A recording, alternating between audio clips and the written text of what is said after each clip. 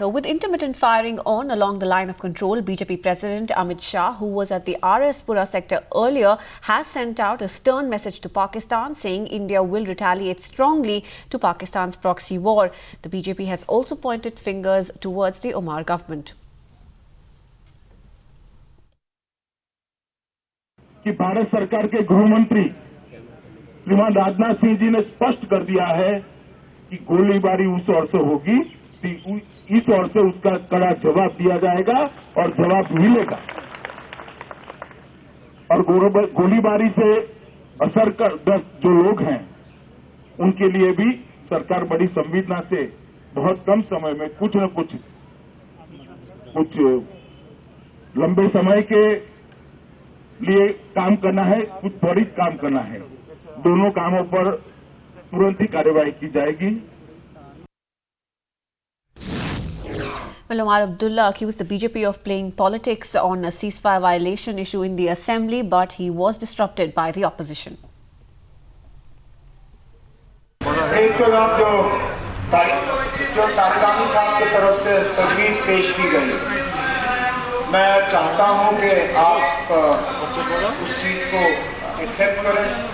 यहाँ रिवायत रही है, खासकर जब हमारे सिटिंग मेंबर हमसे छीने जाते हैं तो हाउस की कार्रवाई जो है वो ये कंडोलेंसेस के बाद अडजर्न किया जाता है।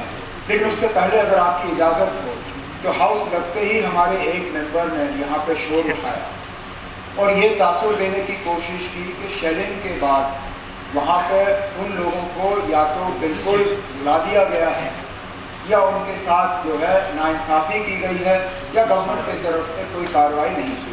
और हमारे दो साथी अभी हाउस में शामिल हुए हैं, ये भी शायद इसी चीज़ को उठाने की कोशिश कर रहे हैं। पहली बात ये स्पीकर साहब के वो मौजूद वक्त नहीं था ये बात करने का, क्योंकि हम मातमी करारदाद जो हैं वो यहाँ पे पास करने के लिए उठे थे। लेकिन मैं नहीं चाहता हूँ कि ये तासुर बाहर चला जाए कि हुकूमत की तरफ से किसी तरह की लापरवाही हो रही है।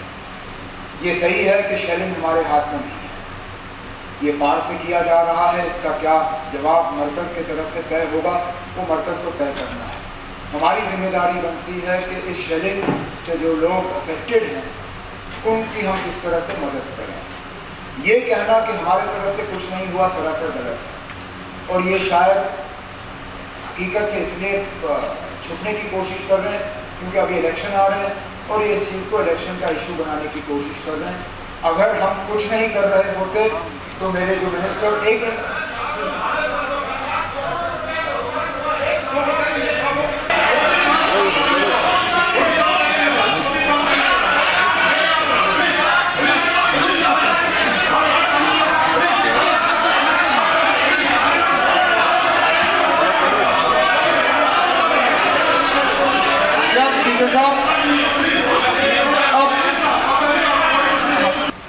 अगर इन्होंने हेलस्टॉर्म की बात की होती या हम हेलस्टॉर्म पे भी जवाब दे देते। अचानक इनको हेलस्टॉर्म याद आया, उनके साथ फिर ऐसा करते हैं जो बातें यहाँ